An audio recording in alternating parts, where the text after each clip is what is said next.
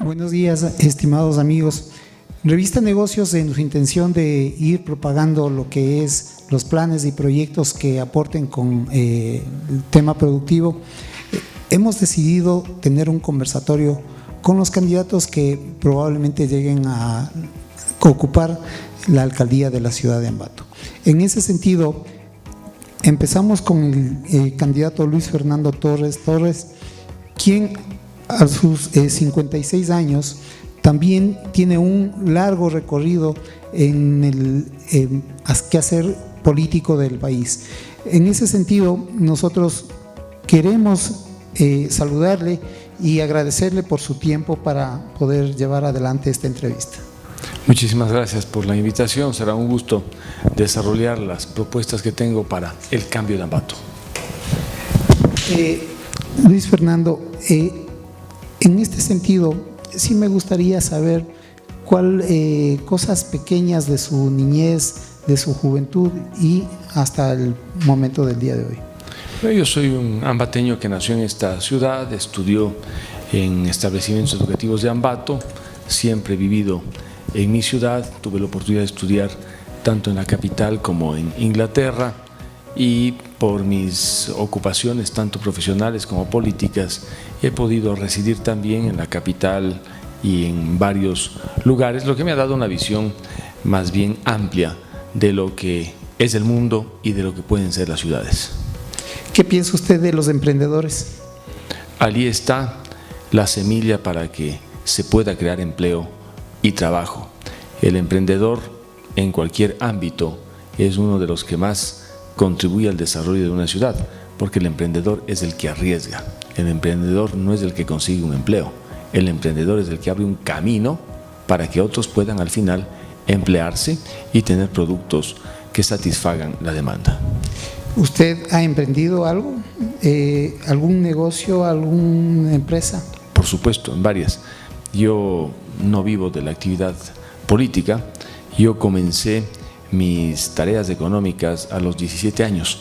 Yo fui a Quito y allí me incorporé a uno de los estudios más importantes del Ecuador como agente judicial, y yo pago impuestos a la renta desde que tengo 18 años, porque al año siguiente de haber iniciado mi actividad comencé a pagar la primera vez impuestos, y de allí no he dejado de pagar hasta el día de hoy.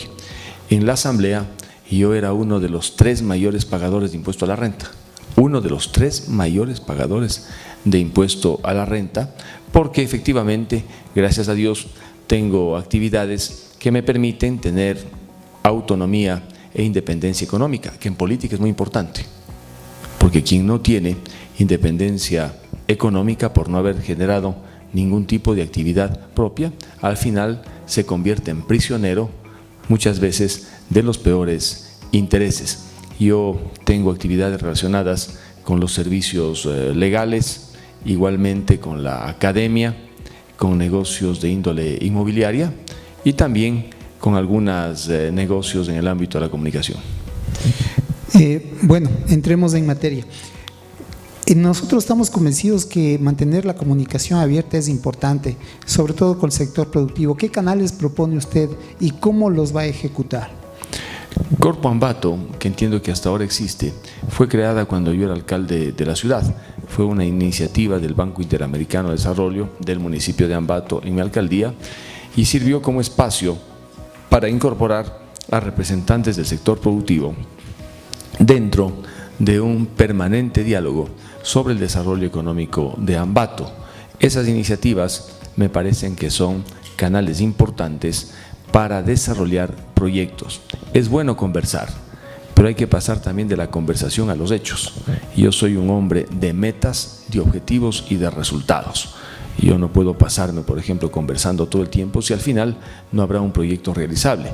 Y por eso es importante un espacio tan calificado como el que había antes, Corpo Ambato, no sé si sea ese mismo ahora o puede ser otro, en el que se pueda mantener un intercambio de opiniones con el sector productivo, empresarial, ambateño, para desarrollar proyectos.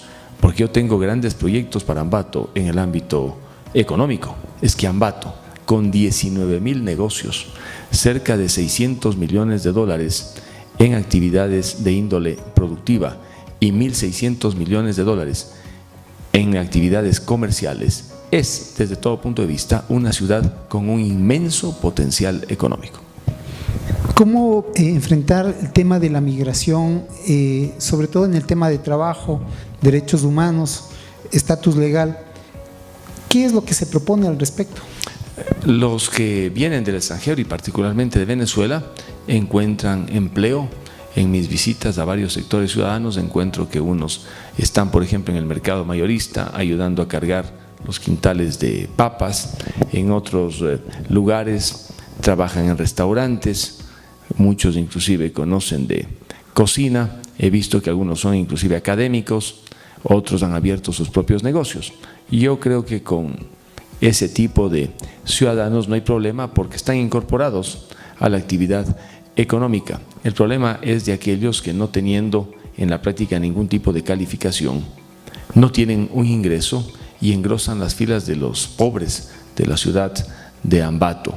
Lo importante sería saber de aquellos que han venido de fuera cuántos tienen trabajos y si los trabajos que tienen los consiguieron a costa de trabajadores ambateños, cuántos han emprendido sus actividades económicas y han ampliado la base económica, el movimiento económico, porque muchos tienen talento y capital, eso ayuda. Otros no tienen capital pero tienen talento, igualmente es importante. Yo creo que por ahí tienen que ir las grandes líneas para saber efectivamente hasta dónde puede llegar nuestra ciudad con esta migración descontrolada que se ha producido particularmente de Venezuela. Esto nos ha traído realmente un caos en el sector informal que hasta hace tiempo era de exclusividad de las ciudades grandes, pero que ahora lo vemos realmente muy… ¿Cuál es la propuesta en sí para fomentar el trabajo formal de toda esa informalidad, sobre todo que está en las calles céntricas? El desorden comercial que ahora vive Ambato perjudica a los informales porque venden poco y a quienes están dentro de los mercados debidamente formalizados porque venden menos aún que los otros. Si todos están perdiendo, se tiene que encontrar e identificar la solución que les beneficie. Yo tengo la experiencia de haber ordenado la ciudad de Ambato entre 1992 y 1995. En 1992 había 3.000 comerciantes catastrados en la avenida Ceballos, desde el Colegio La Providencia hasta el cementerio. La vía completamente cerrada, bloqueada, las veredas ocupadas, el centro de Ambato era un verdadero mercado.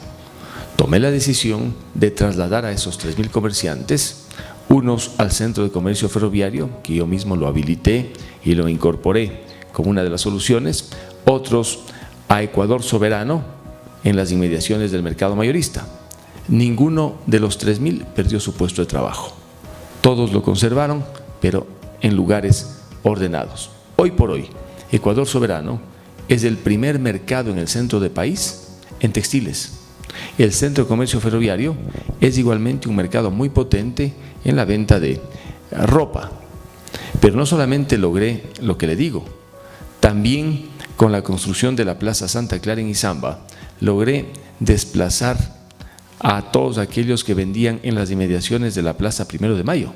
Fueron a la Plaza Santa Clara porque ellos eran de la zona noroccidental.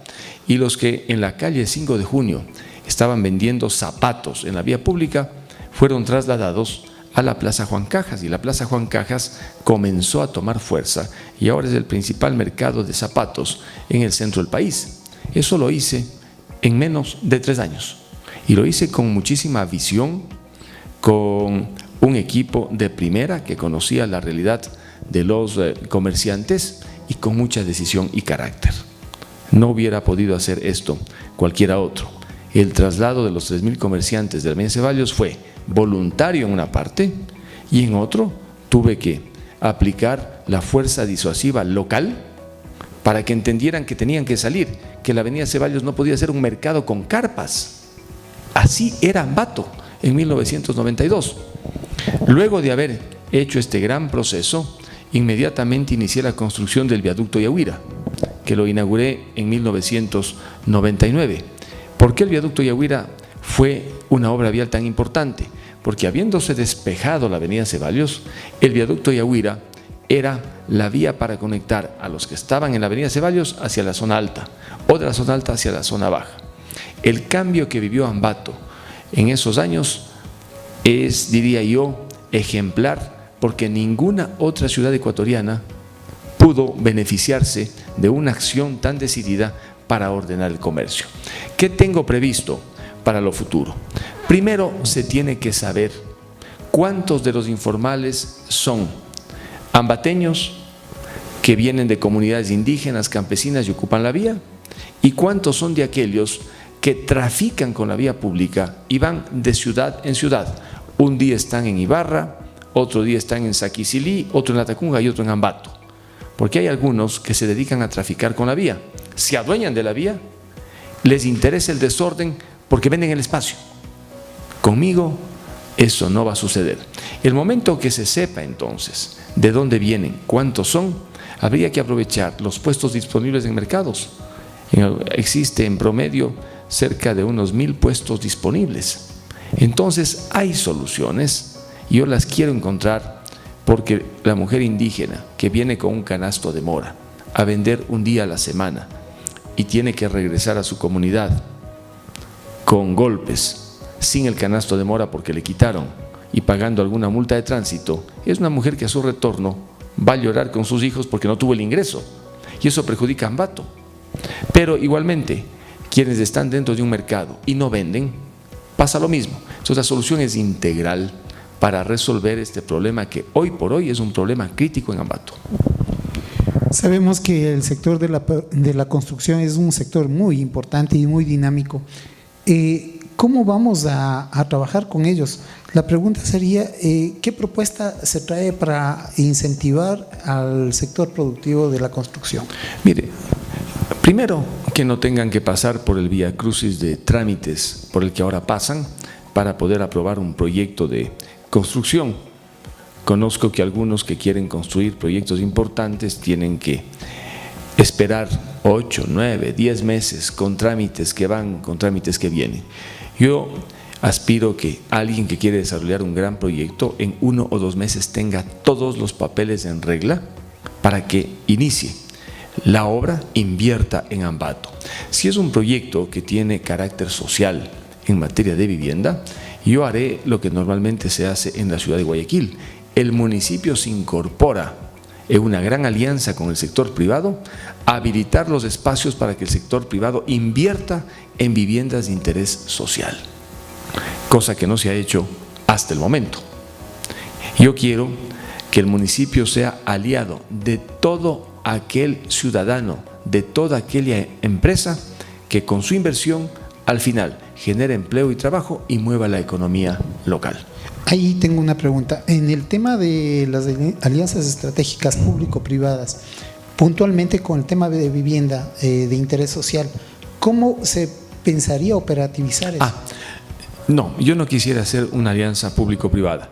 Cuando le hablo más bien de alianza, es que los constructores se sientan que en el municipio tienen un aliado, alguien en la alcaldía que no va a poner obstáculos, sino que va a facilitar todo el proceso. Una entidad igualmente tan eficiente que apoya al constructor. Las alianzas público-privadas suponen evidentemente una figura jurídica que integra al privado que invierte y construye y al municipio que paga. Las alianzas público-privadas sí son beneficiosas, pero significan para un municipio deuda anticipada. Porque digamos, se quiere hacer un parqueadero como se ha hecho en Ambato, consigue el financiamiento a la empresa privada, hace el parqueadero, pero el municipio tiene que pagar mes a mes. Entonces, una alianza público-privada tiene que estar sujeta al rendimiento económico del proyecto y a la capacidad de pago del municipio. Claro que haré alianzas público-privadas en aquellos proyectos que sean económicamente rentables y no lastimen la capacidad de pago del municipio. En el tema de la trimitología, realmente el tiempo finalmente para los constructores es mucho dinero en obras significativas. Eso quiere decir que obviamente tenemos que ser muy eficientes en el tema de trámites. ¿Cómo se pretende justamente trabajar casa adentro en este tema? Mire, lo primero es la seguridad jurídica. Las ordenanzas que rigen el proceso de aprobación de planos de construcción son ordenanzas oscuras, contradictorias. El plan de ordenamiento territorial, que termina su fase ya para el año 2020, es un plan que han querido reformarlo desde el 2009 y no logran hacerlo. Por esa razón, en los últimos 11 años, tantos problemas se han producido a la hora de desarrollar proyectos inmobiliarios. Y lo que es más grave, fácilmente uno puede detectar las desigualdades, porque ciertos edificios se levantan a una altura, otros se levantan a otra altura, y cuando uno pregunta por qué estos no tienen tal altura, porque no tenía, la ordenanza no le permitía, pero pasando 2 calles hay un edificio de otra altura, ¿por qué lo hizo? Porque la ordenanza le permitía. Existe un desorden normativo a nivel de construcción que genera, por supuesto, permanente inseguridad jurídica. Lo primero que haré será regularizar legalmente todo el proceso para que la gente se sienta segura a la hora de invertir para construir. ¿Qué opina respecto al embellecimiento de la ciudad de Ambato? La ciudad es hermosa por sí mismo. El hecho de tener un río como el que tenemos, el río Ambato, le da una calidad especial a nuestra ciudad. Se la debe, por supuesto, embellecer. Lo que habría que discutir es cómo se la embellece, porque así como tenemos la belleza natural, existe la belleza artificial. Si se construye un determinado muro con ciertos colores, unos podrán decir embelleció, otros dirán no, porque no me gusta el color, no me gusta que hayan levantado una estructura de cemento donde antes había una estructura de tierra, que prefiero verla natural. Yo el proceso de embellecimiento lo llevaré adelante respetando como criterio el entorno natural. La zona rosa, justamente hay durante mucho tiempo ha habido más bien la intención de generar una zona rosa aquí en la ciudad de Ambato. Tal vez el tema de las riberas del río podrían conjugar con toda esta intención. Es una idea para debatirla, pero habría que medir sobre todo las consecuencias, porque nosotros nos imaginamos una zona rosa como las que existen en las grandes ciudades, digamos europeas o algunas cercanas, pero la zona rosa, si está mal concebida, puede terminar en una acumulación de centros que realmente no satisfacen lo que pensamos de una verdadera zona rosa. Yo sí pienso en esa idea, pero todavía no encuentro el lugar y el espacio, porque si se dice aquí será la zona rosa, eso significa que en otros lugares no podrán existir ese tipo de negocios. ¿Qué pasa con los negocios que ahora están y no podrían estar porque determinado lugar se convierte en zona rosa? En Costa Rica existe un lugar que se llama El Pueblito, a poca distancia de la capital de San José. Allí, por ejemplo, es un lugar completamente cerrado, una mini ciudad con todas las seguridades, donde la gente puede irse a divertir las noches, los fines de semana, pero eso no lo hicieron de la noche a la mañana. Dependió sobre todo de la proyección urbanística. Por ello, yo le digo que necesitamos una zona, por supuesto, de diversión sana, cuidando que los espacios donde se desarrollan esas actividades finalmente no sean focos de violencia. Muchos lugares que funcionan bien, que tienen todos los permisos, al final tienen serios problemas por las conductas que se ven, sobre todo en la vía pública con los libadores. Hablemos de las propuestas que usted nos ha manifestado públicamente. Habla usted del desarrollo económico. ¿Qué contiene esta ordenanza? ¿Qué tipo de incentivos va a tener? Bueno, yo entiendo por desarrollo económico la palanca de cualquier ciudad, provincia o estado para aumentar su capacidad productiva y la generación de empleo y de trabajo. El desarrollo económico tiene que llevarle a Ambato a que todos sus negocios se fortalezcan y aparezcan otros más. El otro mercado mayorista que propongo construir podría ser uno de los mejores espacios para que Ambato recupere el desarrollo económico en el ámbito comercial y productivo agrícola que ha venido perdiendo. El primer mercado mayorista, el que existe ahora, lo construí cuando fui alcalde y lo puse sobre todo en funcionamiento. lamentablemente se ha desnaturalizado en su funcionamiento y no es el mercado que podría ser.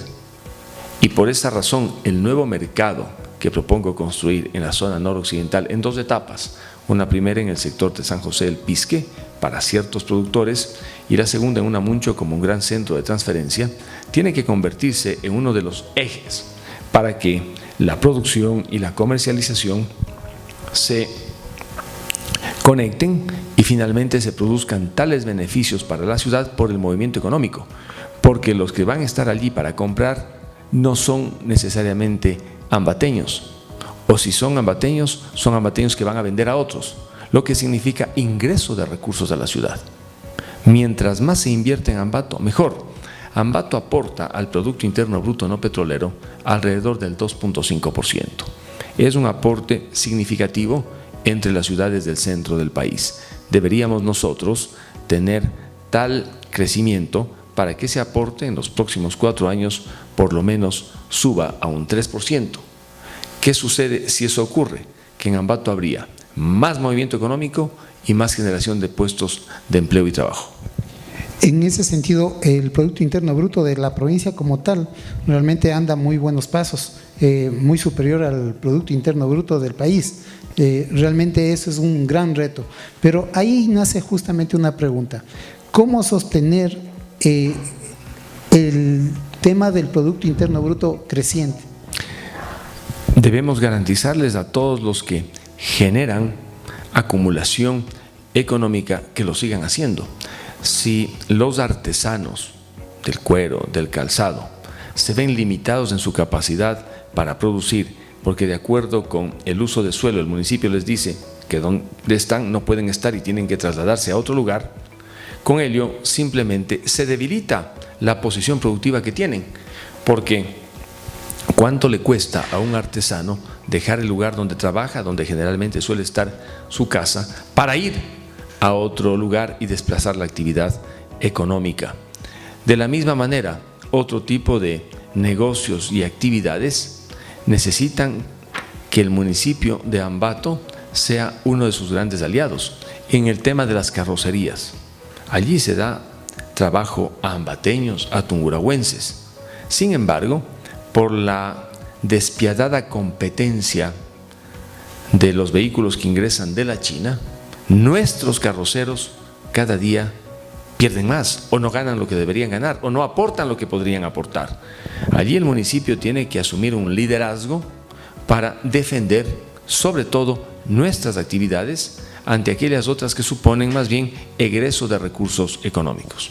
¿Qué piensa de Planofa, que es parte del municipio también, ¿no? En realidad está cumpliendo su función, tal vez se ha postergado, tal vez para lo que fue creado, porque podría ser un aporte importante a este objetivo. Sí, Planofa es parte de una vieja historia, cómo se constituyó, qué se utilizó. Yo hasta ahora recuerdo perfectamente los episodios por los que pasó Planofa y lamento mucho que haya tenido el sector agricultor y productor que sufrir tanto, pero desde todo punto de vista, Planofa, bien administrada, debidamente apoyada, puede convertirse en uno de los músculos económicos que tanto necesita la ciudad. Apoyo a Planofa. Por supuesto. Hablemos del Smart City. ¿Cómo llegar? ¿Cuál es su idea justamente de propiciar esto?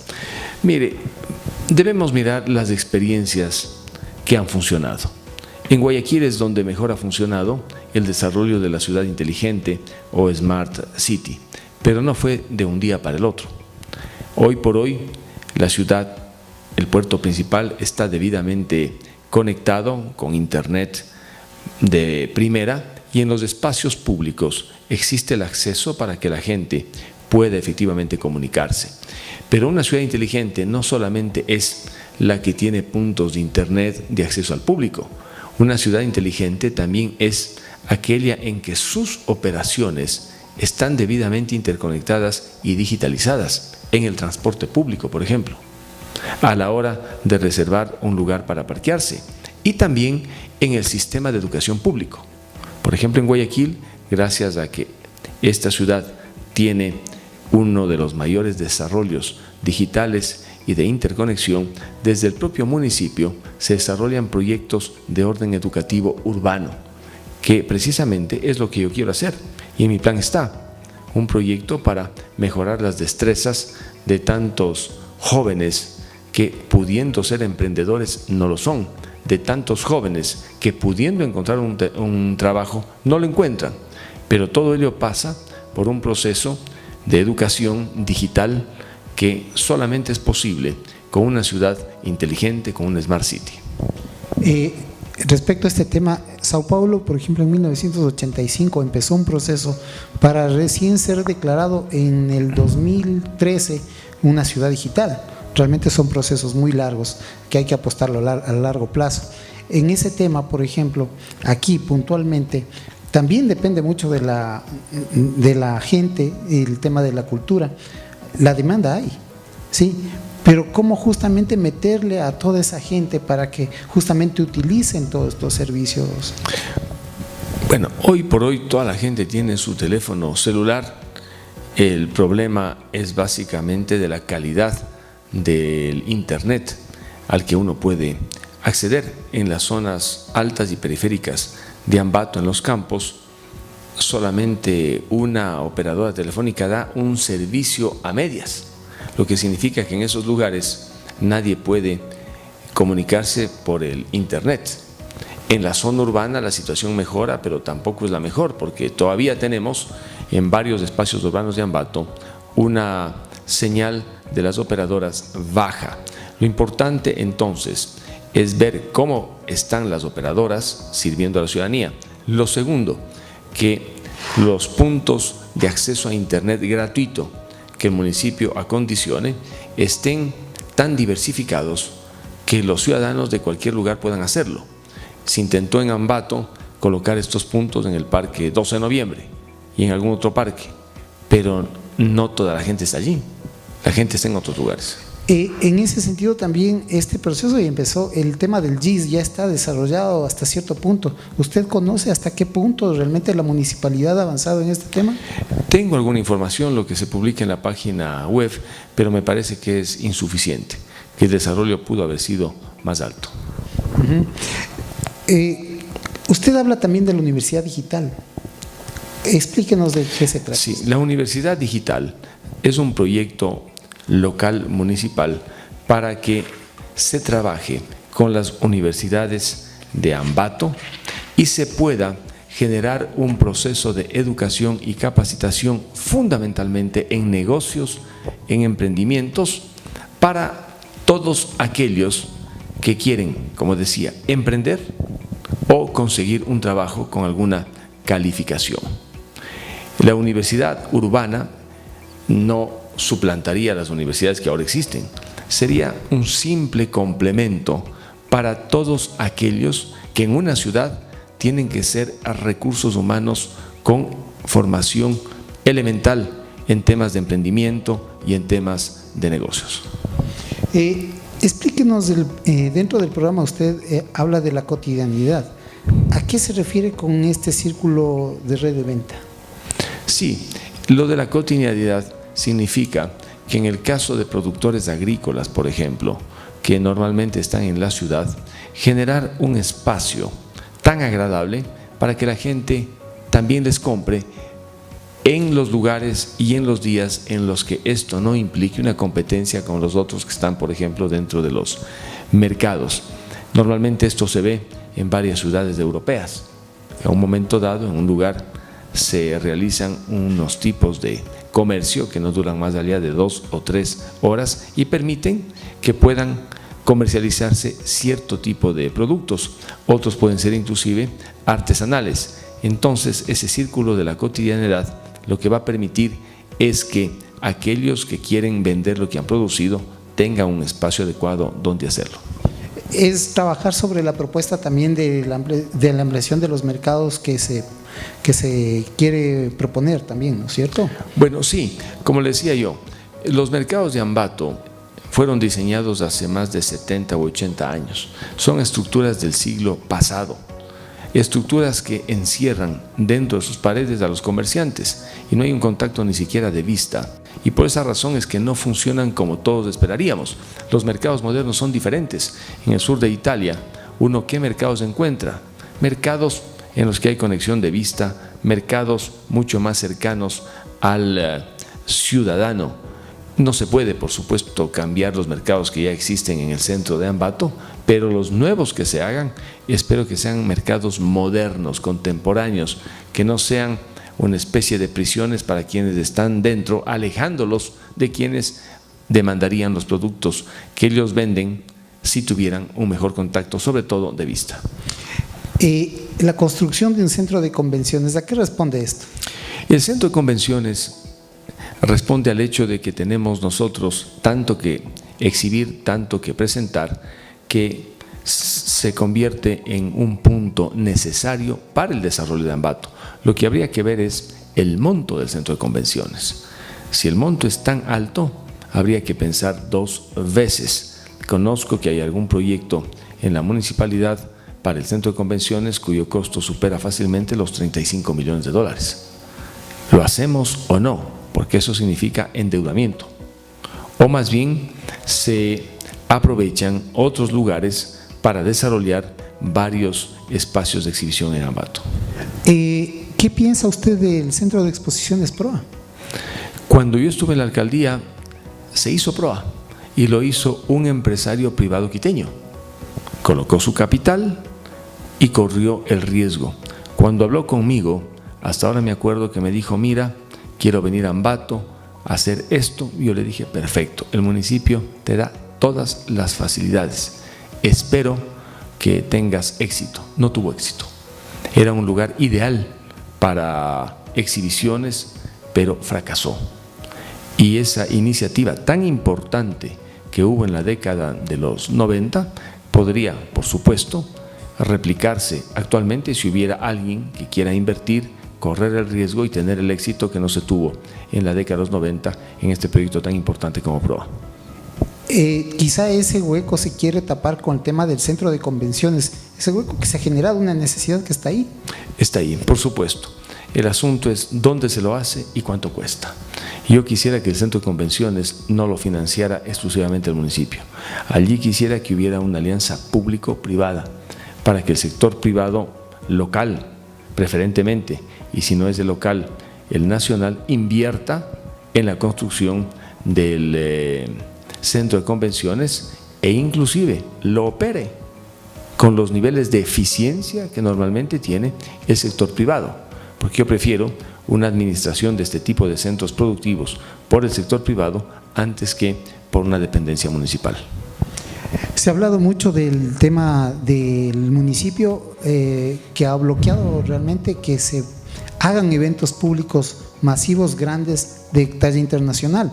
En ese sentido también estamos muy claros que no todo es competencia del municipio, pero ahí la pregunta es ¿cómo incentivar para que eso se vuelva a dar, ¿no? La idea es que empresarios privados sean los que sufraguen los costos de los artistas.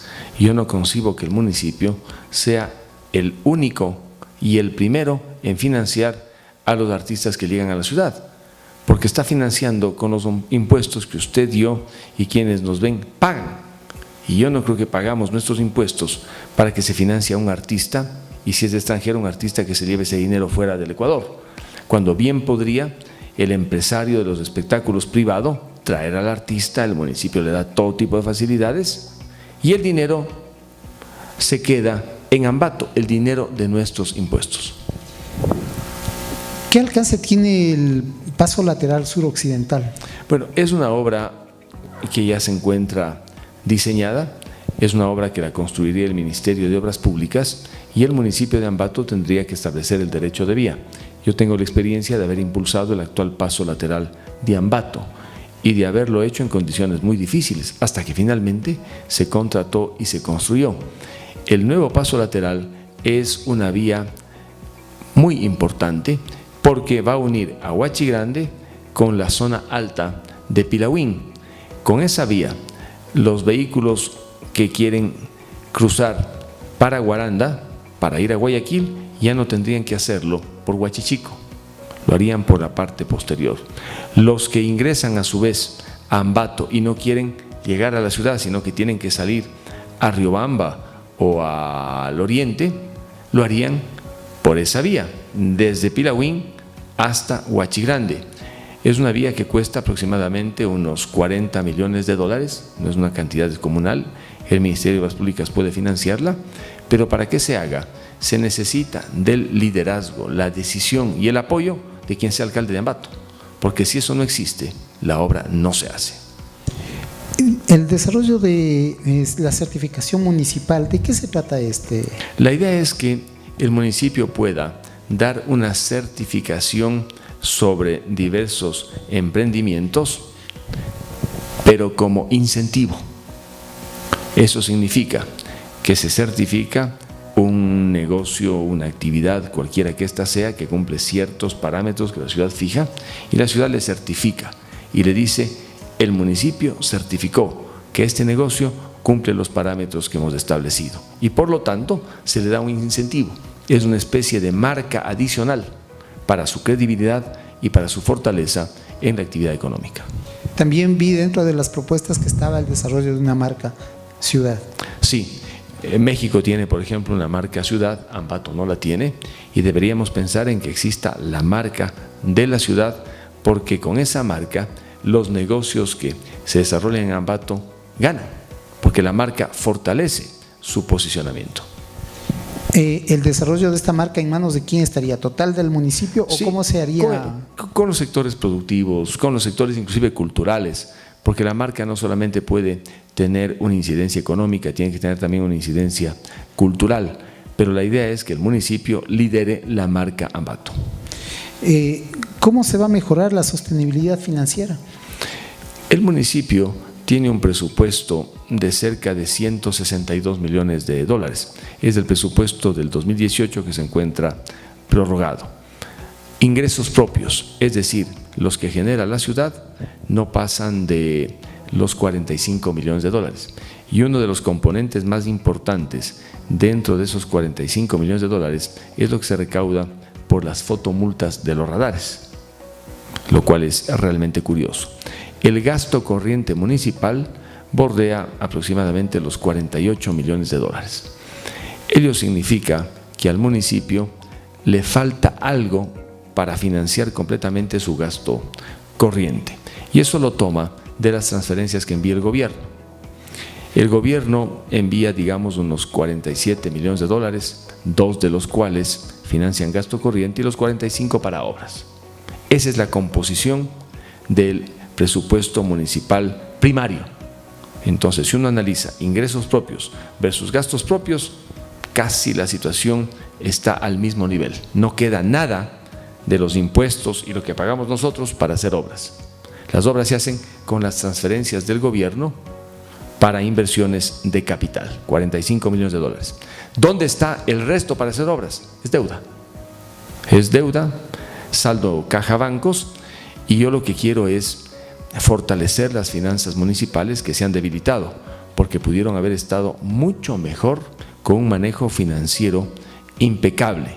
Con unas mejores finanzas municipales, el municipio acumularía más fondos para poder hacer más obras que la ciudad reclama. Hay un tema que nos guste o no está pasando, que es el tema de los fotorradares, la incidencia sobre el nivel de turistas que estamos recibiendo.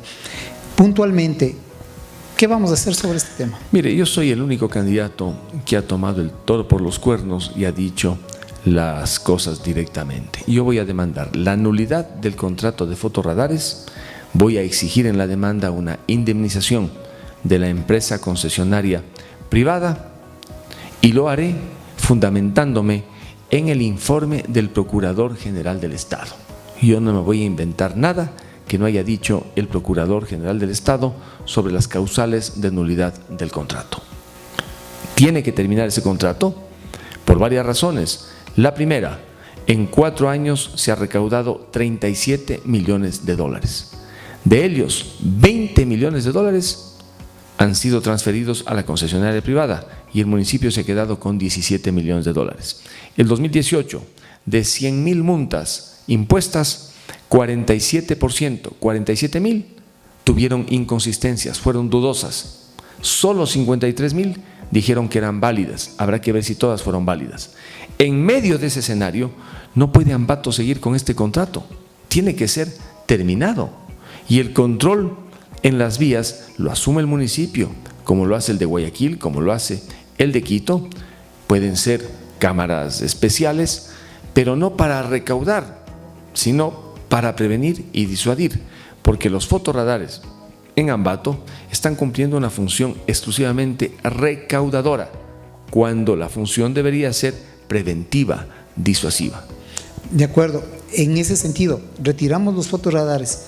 ¿Qué es lo que vamos a implementar? ¿Qué campaña o qué actividad vamos a hacer para justamente tratar de sostener el bajo nivel de accidentabilidad? Bueno, se van los radares de la concesionaria privada, pero el municipio aplica otros sistemas de control que pueden ser igualmente radares, pero que no sean trampas como son ahora. Mire usted, cuando recién se aplicaron los sistemas de control, los radares estaban en curva y en pendiente. Cuando la ley dice no pueden estar en curva ni en pendiente, tuvieron que cambiarlos ante un reclamo que yo hice desde la Asamblea Nacional. Ahora están radares por un lado, por otro, pero las indicaciones son tan equivocadas que el conductor incurre en la falta porque allí existe una trampa. Todo ello tiene que cambiar.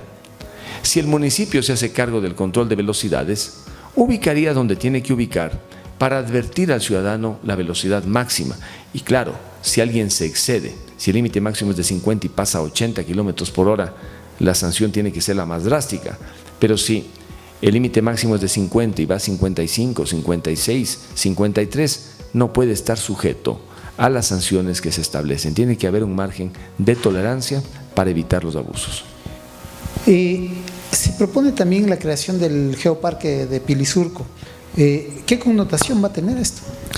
Bueno, ese geoparque tiene que ser impulsado con el Consejo Provincial, las parroquias, las comunidades, porque si uno mira hacia el Pilisurco, encuentra allí una de las montañas más cercanas a Ambato con páramos, agua y naturaleza. El geoparque es un mensaje claro para decir que desde la alcaldía de Ambato, allá se quiere preservar el entorno natural y generar un parque natural en el que los ojos del alcalde y del municipio estén atentos a cualquier tipo de deterioro. Estamos muy claros que una vez que termine la campaña, obviamente hay que generar puentes con las otras autoridades. En ese sentido, ¿qué es lo que se piensa hacer y cómo se va a iniciar en el caso de que no sea electo su coideario en la prefectura? Yo no tengo ningún problema en trabajar con la persona que sea, porque la política y el partido cuenta para la elección, luego está de por medio la ciudad y, como dice mi eslogan, Ambato siempre primero.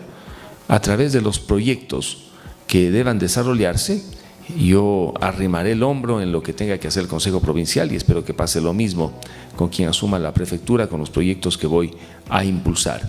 Mire, los colores políticos que estén donde estén, pero en el ejercicio de la acción pública lo que cuenta es el servicio al ciudadano. ¿Qué va a contener la ordenanza de uso de suelo? El plan 2020 está por terminar en medio de un desorden porque no han podido hacerse las reformas. El nuevo plan 2040 deberá desarrollarlo inmediatamente después de que asuma la alcaldía.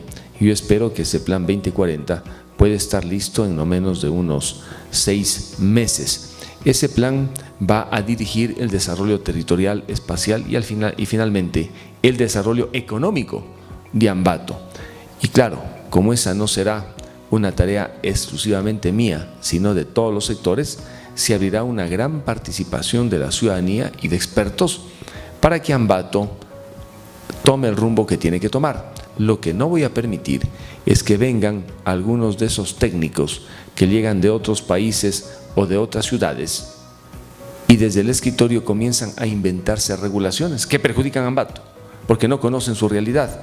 Y eso ha llevado a un estancamiento de varias actividades en Ambato, porque en ese plan de ordenamiento territorial se cometieron tantas equivocaciones que ciertas actividades productivas fueron negadas, excluidas, discriminándose a unos sectores en beneficio de otros.